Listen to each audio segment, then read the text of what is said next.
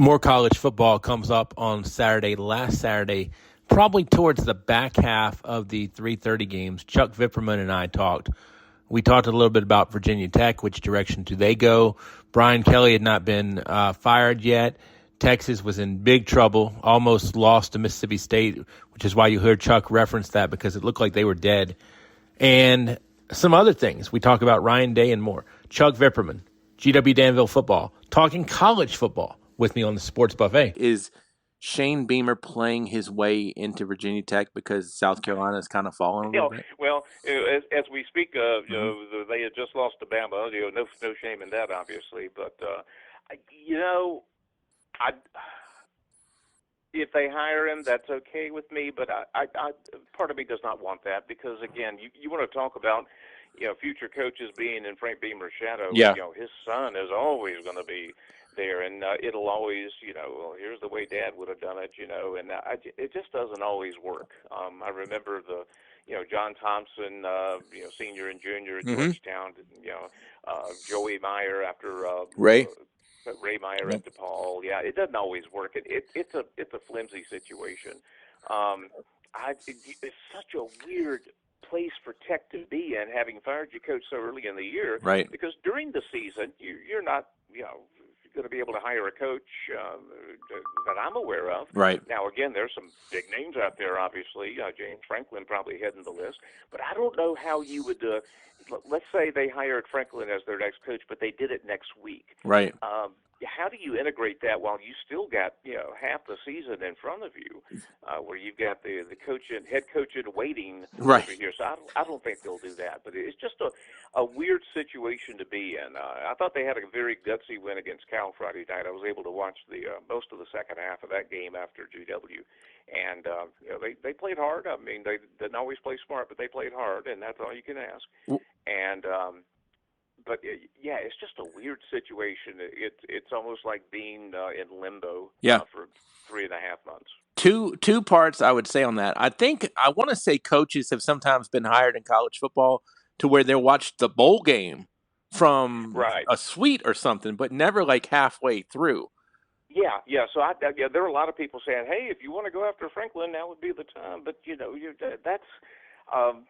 You still got half your season left. I mean, I don't think that would work from multiple standpoints. But you're right. The bowl games and quite frankly, Bob, the bowl games are becoming absolutely irrelevant. Yep. So I mean, that's a whole discussion for another day, I guess. But bowl games outside of the playoffs right now are just absolutely meaningless.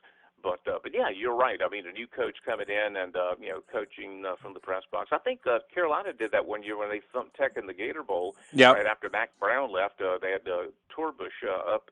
And of course, he was defensive coordinator at the time, and so he was used to being in the box. So he just was the head coach in the box that day. The other tricky part is in most situations, I won't say all, but in most situations, when you hire a guy, you're going to have to fire the guy at some point. Yeah.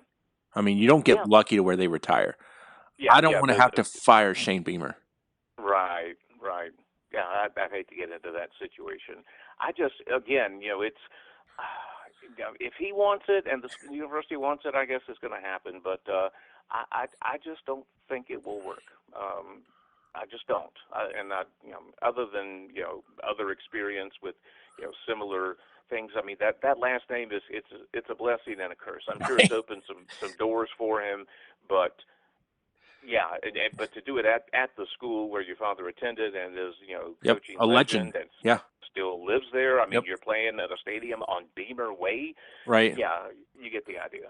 And the biggest question to me is, I watched a little bit of highlights, is if what happened to James Franklin happens to James Franklin, I almost wonder how can Steve Sarkisian survive. Oh my gosh, yeah. Texas got some more bad news today, losing to the Bulldogs. So yeah, that's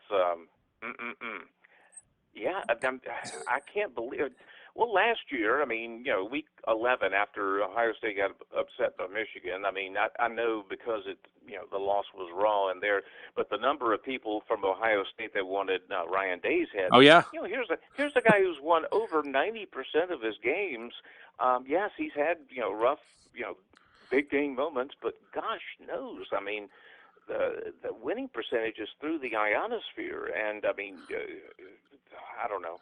It's coach, gets too much credit when things are going well, and too much blame when things are going bad, I think. But yeah, I mean, but Franklin again. I mean, that loss to Northwestern is not looking too bad now. They went into today's actually with a 5-2 record. The UCLA game was a toughie, yeah, right. no doubt. Yeah. But yeah, I just I don't know how they're going to improve on that. I mean, yeah, they were bridesmaids the past few years. 10-2, oh so close to playing in the playoffs, all that jazz. But yeah, and to have it happen that early, that's right. the thing. I mean, and I was surprised that Tech did it as well that early. Yeah.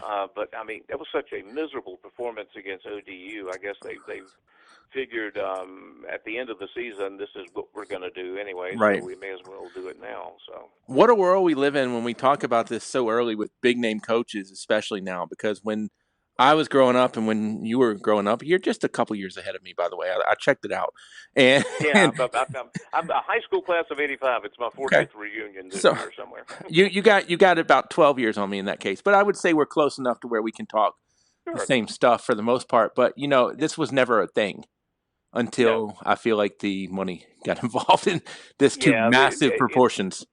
It's in direct proportion to the amount of money that is at stake. I mean, it is big business, not just big business. It's huge business. And, there are financial considerations to be made. I mean, and, if you're in corporate America, some of these, bloodthirsty downsizings, or not even downsizing, but just a new direction. I love the euphemism. I remember when Sparky Anderson was let go by the Reds in '79. He said, in my decade here, we won, 2 World Series, 5, 4 pennants, and they wanted to go to a new direction. Where are they going? The moon? That's a darn good stretch.